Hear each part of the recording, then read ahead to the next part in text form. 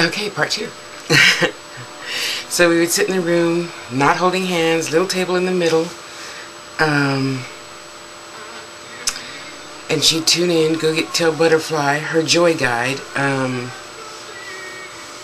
don't know what else to call her for layman's terms, except that little angel that sits on your shoulder and says, you should have turned right back there. That one. And my joy guide is Starlight. She's been with me since I was 16. Quite often they change. Just like all your other spirit guides, I believe there's 7 in your inner band and as many as need be in your outer band. So she would tune in, and the Indians usually would come in right away. Yeah. And they would... So the tape recorder's bouncing on the table, and the whole room is bouncing. Yeah. Serious. For real, for real. Okay?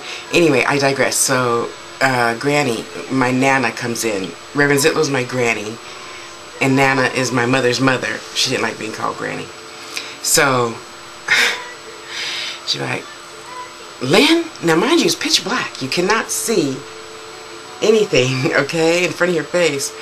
And Lynn had just started taking her beauty classes. I started learning how to put on acrylic, and Lynn went to beauty school, and we were going to have our own little sister shop, you know. I was going to do nails, she was going to do hair.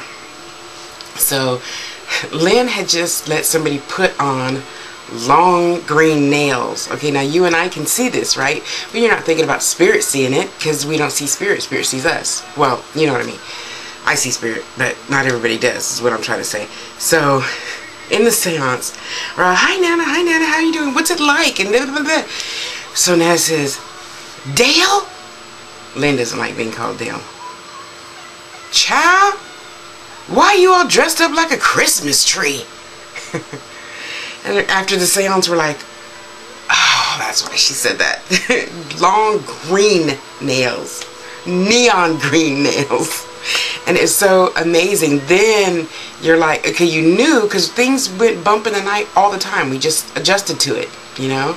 We adjusted to the lights coming on at 3 o'clock in the morning, or the radio coming on at 3 o'clock in the morning, you know. Somebody, you know, the impression of somebody sitting on your bed, you just got used to that. But until Granny, it was like, they do exist, you know. But anyway, so yeah, that's how we learned all the names of our teachers, of our inner band, what they do, how they do it, and we just had deep spiritual lessons from spirit themselves, you know. And if you're ever considering it, I'm like that, you know me, I'm like this, you know, I always try anything once. And generally, of course, I tend to go to people that are by donation only, or, you know, something I can afford, excuse me, something everyone can afford. Because the lady that I get a reading from once every 8 or 10 years or so, she doesn't accept new people anymore, and she works only by donation. And she's a wonderful, very, very accurate reader. And anyway, so the next time we go back, we started having classes on, you know, like Tuesdays and Thursdays, and we'd have our questions, and Spirit would read our questions, and, you know, my physician would come in and say, Tasha, you know, the reason why you get keloids, I don't know if you can see it, but a keloid is a growth, it's right here, that once you're cut, it heals and it heals and it heals and it heals and it heals and it heals and it heals, and it just keeps healing. So if you can recall some of those old African movies, and you see the scar with the big thick tissue, that's a keloid. So that's what I've had all my life. Anyway, so my physician, doctor, spirit doctor, said it's because my body was allergic to gold. Yeah, after having it cut off the first time and then burnt off the second time. I'm a girl, still wanted to wear earrings, you know. So, he said, go get your ears pierced, but with sterling silver, leave them in, and then once it's healed, in 8 weeks, not 6 weeks, you can take them out, and then you can wear anything. And I did. See, I'm fine now. See, the lump is up here when I got my ears pierced the 3rd time.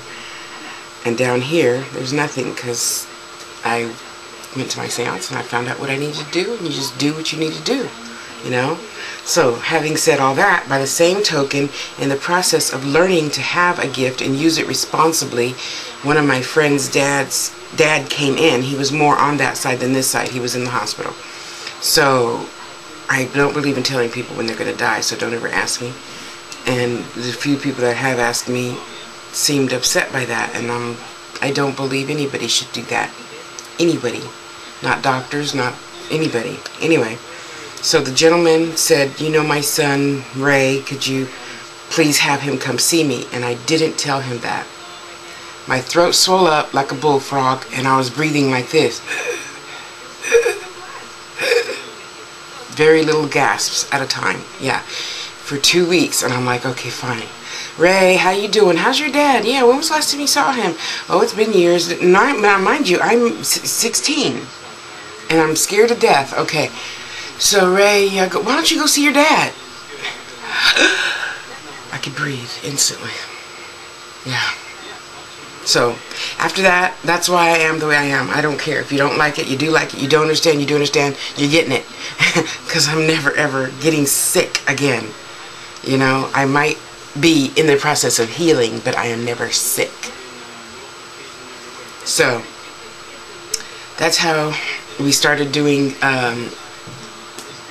class, you know, and it was really fun because in San Bernardino we don't have, it's not formal like it is here in the Bay Area, and you make your appointment and you pay your $500 and and they don't tell you anything.